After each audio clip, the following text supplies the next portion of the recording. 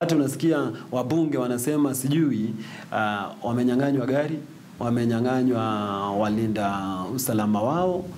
Mimi ningependa kuuliza wewe, ikiwa unasema ya kwamba haumwamini au haudhamini rais ambaye amechaguliwa kikatiba, na ilhali yule ambaye ni mkuu wa polisi wa nchi hii ya Kenya amechaguliwa na rais, yule ambaye wewe humwamini, unasema namna gani? Rais yule IG ameitisha askari wake, wewe utafute wako ambao unawaamini kwa yule ambaye unaamini. Hata gari zenyewe za serikali, ikiwa wewe huendi kufanya kazi ambayo umechaguliwa kufanya, bunge kama kamati za bunge hutaki kwenda, unasema umesusia, lakini unataka kuwa na gari, unataka kuwa na walinzi, haitawezekana jamani. Wacheni tuambiane ukweli. Tuangazie masuala ya Ukambani ambapo mwanamke mmoja mwenye umri wa miaka 24 amerudi shuleni baada ya miaka kadhaa katika ndoa. Wayua Musila alikatiza masomo yake akiwa kidato cha pili kwa kukosa karo. Nicholas Wambua anatuarifu zaidi. Akiwa katika umri wa miaka 24, Wayua Musila kutoka eneo bunge la Kilome, kaunti ya Makueni. Japo umri unampiga chenga sasa, hiyo sio hoja kwake. Anawasha moto wa kujiendeleza kimaisha mara tena. Licha ya kufanya vizuri katika mtihani wake wa darasa la 8 mwaka 2011 na kujiunga na shule ya upili, masomo yake yalikatikia katikati. Baada ya kukosa karo, aliingia kwenye mashua ya ndoa. Nilianza kuolewa tu juu ya mafikira tu. Niliona sasa hakuna mtu wa kunitegemea school fees na nilikuwa na tamaa ya kusoma. Sasa nikaona sasa hakuna venye sasa nitaweza kurudi shule. Katika ndoa yake alifanikiwa kupata watoto wawili, ila baada ya muda ndoa yake ikasambaratika. Kwa msaada wa wahisani sasa atajiunga tena na shule ya upili ili angalau kukamilisha elimu yake ya upili. Nilikuja kumjua akiwa amerudi sasa hapa nyumbani akiwa na watoto. Ule bwana wake ndio nilimuona mara ya kwanza akiwatafuta. Kamuuliza, wewe nani? Tukafikia hapo. Sometimes the girls are not even able to tell the fathers their challenges. And sometimes they even drop out of school because they don't have that person who can assist them to grow up. Because their mother maybe has passed on or is not there. Kabla ya kujitosa kwenye ndoa, Wayua alikuwa amesalia na babake mzazi baada ya mamake kufariki dunia. Matarajio ya kuendelea kielimu yalikuwa hafifu, kwani babake hakuwa na uwezo wa kumlipia karo na kuwakuza watoto wengine 5 kwa wakati mmoja. We are going to every village, every location, identifying the needy students, so that my office can take care of sponsoring them through the bursaries. Mimi nikisoma naona ninaweza change the society. Niko determined, anajua naweza faulu. Hata nikifanya mtihani naweza pata maki mzuri, na nikisoma sitakuwa na faida kwa watoto wangu ama kwa babangu, takuwa na faida kwa the society. Siku ya leo anatarajiwa kujiunga na shule ya upili mara tena, kuikuza ndoto yake na kuwa wakili katika siku za baadaye na kuwalea wanawe wawili. Nicholas Wambua, KTN News, Nairobi. Kwingineko, Jaji Mkuu David Maraga yuko magharibi ya Kenya kwa ziara rasmi ambapo ametoa wito kwa wazee kusaidia katika kusuluhisha mizozo inayohusu mashamba. Akiwa mjini Kakamega mapema leo, Jaji Maraga ameweka jiwe la msingi kwa ujenzi wa mahakama sehemu hiyo kwa gharama ya zaidi ya shilingi milioni 300 kutoka Benki ya Dunia. Jengo hilo jipya linatarajiwa kuimarisha utendakazi wa idara ya mahakama katika maeneo hayo. Kutoka kwa records ambao tuko nazo ya kwamba iko makesi ya mauaji ambao inatokana na mizozo ya mashamba na mambo ingine. Ndio sababu tunasema wazee ambao wako kwa vijiji huko msungumuse mambo kama hiyo. Unajua mzozo juu ya shamba kwenda mpaka ifike wakati pahali mtu anawawa, hiyo si kitu mzuri. Kwa hivyo ni vizuri tuone hiyo, tuangalie isije kaleta makesi kama hiyo ya mada kotini. Kitu kingine ambayo tumeona kutoka kwa record zetu ni makesi ya kuna chisi. Leo hivi ukienda prison hapa, ukienda prison zetu, wale ambao wamefungwa maisha, watu ambao wamefungwa maisha, wengi wao ni vijana wadogo sana, miaka 20, 21, 22, wamefungwa kwa sababu ya kuna chisi watoto, kuna chisi wanawake, na wanakaa huko badala ya kukaa hapa nje wafanye kazi ya maana. Bwana Gavana, wakati mnaenda huko nje mabarasa, tafadhali zungumzia vijana wetu wawache hiyo tabia, sababu hata kama kijana akiwekwa miaka 20 atoke, he will have been totally disorganized in his life. He can't start his life. It becomes very, very difficult, and he will become a serious liability in society instead of helping. Kwa hivyo tunaomba watu waone makesi kama hiyo isije kaendelee kuja kotini na kutuletea shida ambao haitakikani hapa.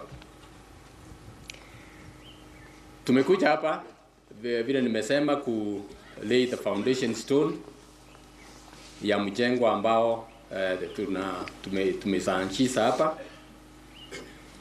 Vile mnajua na wananchi ambao mko hapa, Bwana Gavana mwenyewe amesema vile ameona congestion katika koti zetu hapa, ndio sababu tuliomba msaada kutoka kwa World Bank kujenga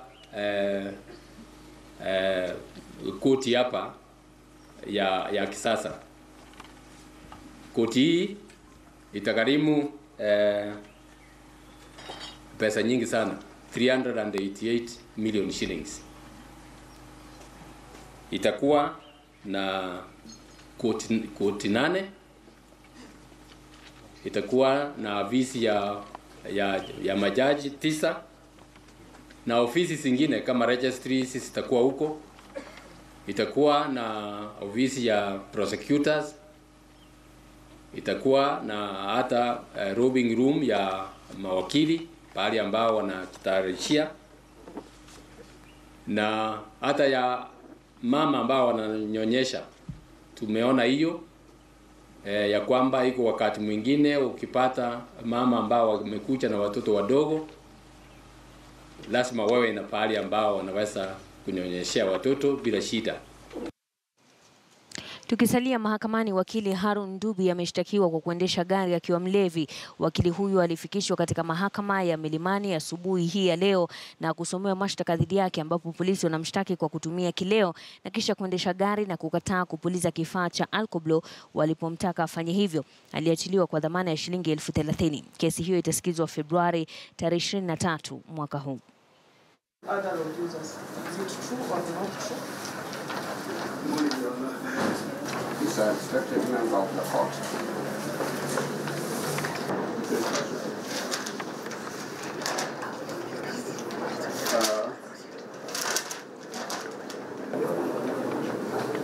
You enter the case will be reduced on a cash bill of 30,000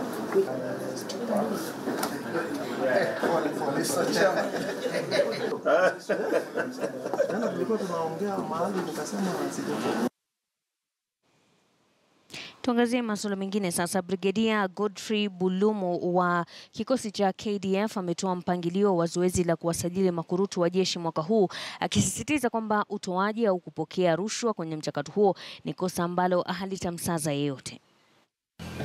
Yes, we are speaking. The recruitment has already started. It's going to take about 1 month from today to 13th of March. We have a total of 16 recruiting teams, which will go to all the 47 counties and in 320 sub-counties. So we look forward to give opportunity to all Kenyans, equal opportunity to turn out and try their luck so that they're able to join the defense forces. And even we know the exercise began this morning, and from where you sit, have you received any reports from the ground indicating how the turnout has been? And so far, what is the situation like from your position? Yeah, we have already received reports from our senior recruiting officers who are on ground, and the exercise has just started, and they're doing well so far. They have not talked about turnout so far, but we hope it's going to be okay. Yeah. And previously, we've had issues of people turning up with fake documents and others even receiving fake appointment letters to the same effect, and something that may have worked to dampen the spirit of young men who would be wishing to join the force, because they know even if they came, they may be shortchanged. What are you doing from where you sit? What are you doing to ensure that this year's exercise is centered around integrity, and that whoever is recruited shall be fitting the required standards? Thank you very much. That's a very good question. From where we sit, ours is a free of corruption recruitment. All Kenyans will be given equal opportunity. We have agencies that are on ground which have been invited. We have the NIS, we have the EACC, and we also have our own agencies on ground to ensure that there's no corruption going on ground. 2,000 people are the ones you expect to recruit. How do you wish to divide across? Like, how many female do you expect in this exercise and how many male? Yeah, of course, we are gender sensitive, and our policy on gender on 2/3 majority rule is in place. We are progressing on well for the purpose of this exercise. We expect at least 7 to 8% will be ladies. That's about 200. And speaking of the issues of ladies and the female, we've had cases previously where some areas it has been hard to recruit female recruits who turn up for the same exercise. So are we going to experience the same this year, or you've worked on the loopholes that maybe caused that to exist previously? Now, we hope those who are turning up are well prepared in advance so that they can be able to meet the criteria that we have set, that we have put down in the place for recruitment. Are there some preferences that maybe female recruits that shall be turning up will be having on their part, or it's equal opportunity? Yeah, all have equal opportunity, no any special preference. But what we do not require is we do not expect those who are pregnant to turn out for recruitment. Yeah. And finally, even as we go back, we've had cases where documents have been used. I know you've answered that question before, but we do not expect that the same problem will go away anytime soon. Documents have either been issued, documents that are not genuine, and they have been used to recruit officers in your ranks, and letters have been issued that are not authentic. What do you, because that's the question that is being asked outside there, what are you going to do to ensure that this year's exercise is above board and it's integrity based? We have experts on ground and mechanisms to ensure that the documents that are presented are genuine. Those which will not be genuine, of course, we have necessary action that will be taken. And we ask Kenyans to ensure that they come with genuine documents. Those who come with fake documents will be handed over to the police for further investigations. And of course, also there is vetting within the system. We ensure that we vet. Yeah, thank you. Perhaps even as we finish, let's bring in Mr. Githinji from the Kenya Air Force Wing. What are you expecting to get from the people you intend to recruit to your wing? Of course, we expect to get highly qualified soldiers, because as you see, our soldiers are professional, and we expect to get the same from the field. Yes. All right. Tukisalia na hayo, huko Kisumu katika uwanja wa eneo la Kibos, afisa anayesimamia shughuli hiyo ni Luteni Kanali Paul Kinduchimo, ambaye alitoa maelezo ya jinsi shughuli hiyo ilivyoendelea eneo hilo. Hizi kwa magazeti ama kwa media in general imeandikwa vizuri kwamba kuandikwa kwa jeshi, you don't need to give anything out. It is a right for everybody. Any Kenyan ambaye ako na those qualifications anaandikwa bila kutoa hata senti moja kupeana ndio aweze kupata ama kujiunga na jeshi.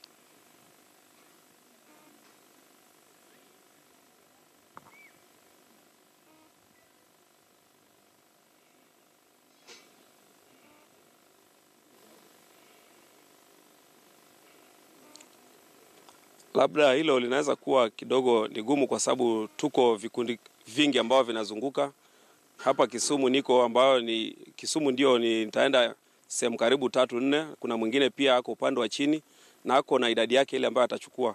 So mwishowe labda huko kwetu headquarters ndio wako na idadi kamili ambayo inajulikana kwa kila eneo ambao tutachukua. Mimi niko na wale ambao nahitaji na wale ambao nitapata. Saa nyingine unaweza kuwa unahitaji namba fulani lakini ukifika kwa uwanja unakuta vijana labda wanashindwa kujikakamua kufikisha hiyo idadi. Kwa hivyo hilo ni jambo ambalo huko kwetu headquarters wanaweza kukupatia hiyo idadi kamili ambayo itachukuliwa kwa kila sehemu. Vivyo hivyo huko Nyeri tunapata taarifa kutoka kwake Luteni Kanali Melanyi ambaye alizungumzia mipangilio ya shughuli hiyo inavyoendelea katika kaunti ya Nyeri. Well, it's very difficult to know if after a few hours the turnout will increase. However, having spoken to some of them, they told me that the turnout is very low because they have always been coming to the recruitment centers, but the numbers which are recruited is low. That's why they get discouraged. However, they still say that the police recruitment maybe will be coming in some near future, and they also expect to turn out for the recruitment for the police force. Tuangazie taarifa sasa kutoka kaskazini mashariki mwa nchi. Uhasama unaoendelea mpakani mwa Isiolo na Garissa umewaacha watu kadhaa bila makao baada ya nyumba takriban 20 kuteketezwa. Kwa mengi zaidi, huyu hapa mwanahabari wetu kutoka maeneo hayo, Hamza Yusuf. Ndio hali halisi ya eneo hili la Janju, mtazamaji. Unavyoona manyumba kadhaa zimechomwa, hususan zile za Manyata.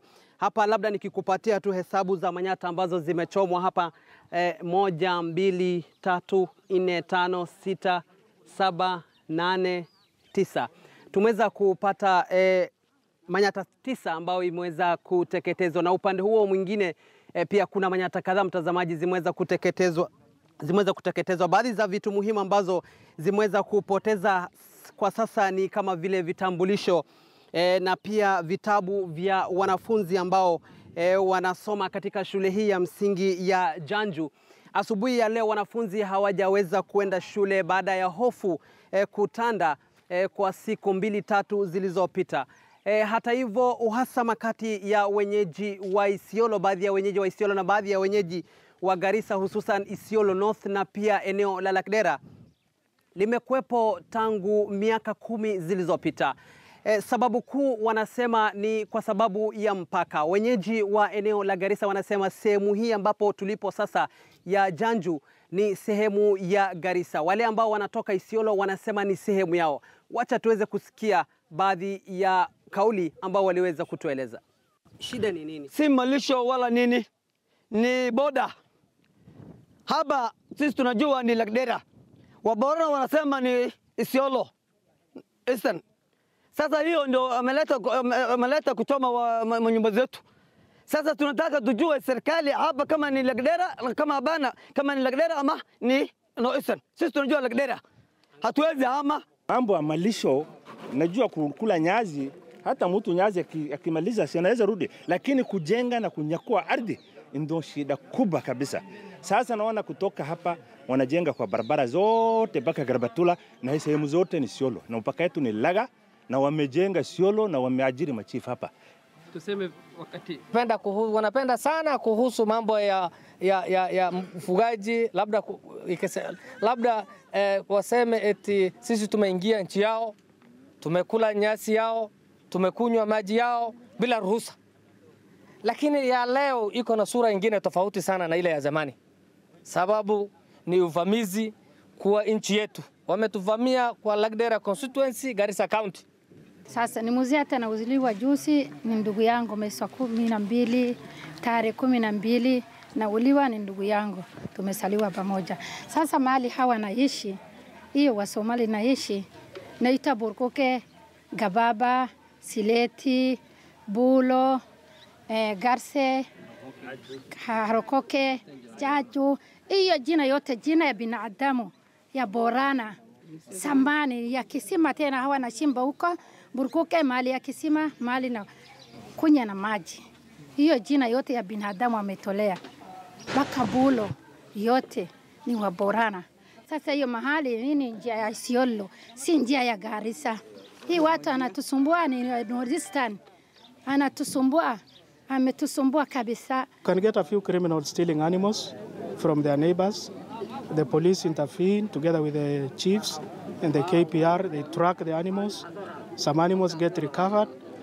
We have also lost a few lives inside Karbatula. But up to recently, we have never had any conflict between Modogashe here, the village we are in, Bulo, Barkuke, which is about 20 kilometers from here, and even Eldere. The two communities have been coexisting peacefully, and we have never had problem. Up to now, the police are still investigating to see whether there is a relationship between the conflict of pasture and water, and like the many other issues that the leaders are mentioning here. Wanasiasa, viongozi, hususan wabunge, wakilishi wa wadi, mbunge wa eneo la Lakdera Mohamed Hire na mbunge wa eneo la Isiolo South Abdi Koropo na mwakilishi wa kike katika eneo la Isiolo Rehema Cheldesa Adida ni baadhi tu ya viongozi ambao wamezuru katika eneo hili kuzungumza na wananchi wa sehemu hii kuleta suluhu katika masuala haya. Unavyojua kwamba kwa sasa serikali kuu imeweza kuwapatia nafasi wazee kutoka eneo la Isiolo na wazee kutoka sehemu ya Garissa waweze kupata suluhu ya kudumu katika masuala haya ambayo yamedumu zaidi ya miaka 10.